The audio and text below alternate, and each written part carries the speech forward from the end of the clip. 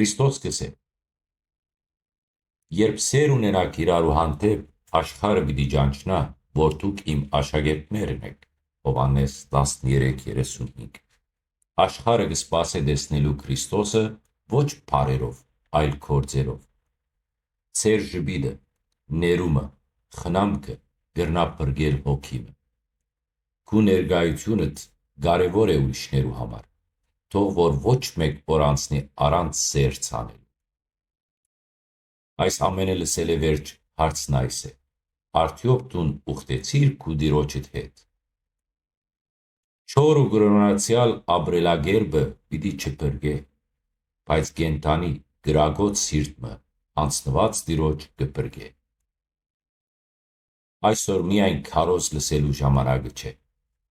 այսօր ուխտելու ժամանակ է, այսօր հոգիդ Աստուծո դալու ժամանակն է։ Տիրոջ մարգարեությունը կգոչե, որ որպես հնազանդ միայն չլալ,